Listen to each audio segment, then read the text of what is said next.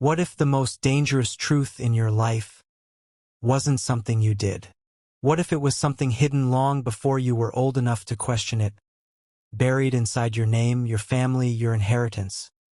So deeply that when it finally reached you, it didn't come with answers.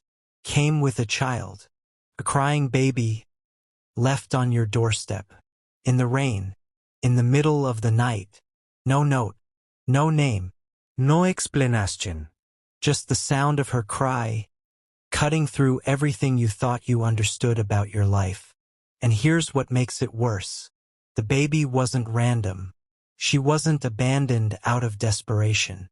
She wasn't a mistake. She was placed there, deliberately, as a message, and whoever sent her knew exactly who would open that door. This is the story of Park Jae-won, a man who built his life on control, precision, and distance. A man who believed nothing could enter his world without his permission. Until something did. Jae-won Park was 41 years old and ran one of the most quietly powerful investment firms in Busan. His company didn't chase attention. It moved in silence, shaping markets without leaving a visible trace. He lived alone, followed strict routines, and trusted very few people. One of them was Kang Femi. Not just an advisor, Femi was a private intelligence consultant Jae-won had worked with for years. When something didn't make sense at a deeper level, Femi was the one person he called. That night, the rain was heavy. Earlier that day, Jae-won had blocked a major acquisition tied to a network of offshore accounts. It wasn't just about money. The patterns behind those accounts had been too precise, too deliberate.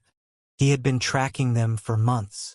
And that night, he cut them off. He expected a reaction. He didn't expect it to cry. The sound came faint through the storm. A baby. Jae-won opened the door. A basket sat at the entrance. Inside, an infant, wrapped in a deep indigo blanket. He didn't touch her immediately. He scanned the area. Empty. Silent. Whoever brought her was gone. He brought the child inside. Mrs. Kang took over, feeding her, settling her. But Jae-won didn't stay. He went straight to the security system. There was a gap. Exactly 97 seconds. Not missing. Looped. Clean. Someone hadn't hacked his system. They had studied it. That's when he called Femi. By the time Femi arrived the next day, everything had been preserved. The blanket, the footage, the details. Femi examined the fabric carefully. "This isn't decoration," he said. "It's identification." Jae-won's focus sharpened. The stitching wasn't random. It followed a structure, a pattern designed to communicate something, only to someone who knew what to look for. Then Jae-won showed him the name he had found buried in the financial chain. Park Jae-won. Femi went still. "You've heard it before," Jae-won said. Femi nodded slowly. "Once. In a sealed case." "What kind of case?" "A lineage claim." That word changed everything. Femi explained. Years ago, a legal case had been filed quietly. It involved a child, one that was never publicly recognized. The child was connected to Jae-won's father. "She is your father's daughter," Femi said. Jae-won didn't react immediately. "My father had no other children." "That's what was made visible," Femi replied. The truth was simple. Before Jae-won's father died, there had been a second child. But the case confirming her identity was never completed. Without legal recognition, she disappeared from record. Hidden. "And the inheritance?" Jae-won asked. Femi answered clearly. "It was absorbed, redirected, hidden inside that same network you've been tracking." That's when everything aligned. The accounts, the patterns, the silence. And now, the baby. "The child," Jae-won said. Femi nodded. "Her daughter." Silence. Jae-won looked toward the guest room. Everything shifted. This wasn't random. It was personal. She couldn't come herself, Femi said. She's still being watched. So she sent the only thing I wouldn't ignore. Femi nodded. The child. That was the message. That was the proof. That night, Jae-won made a decision. If she was in Busan, he would find her. She came to him. No hesitación. No delay. Park Jae-won stood in his doorway. Calm. Composed.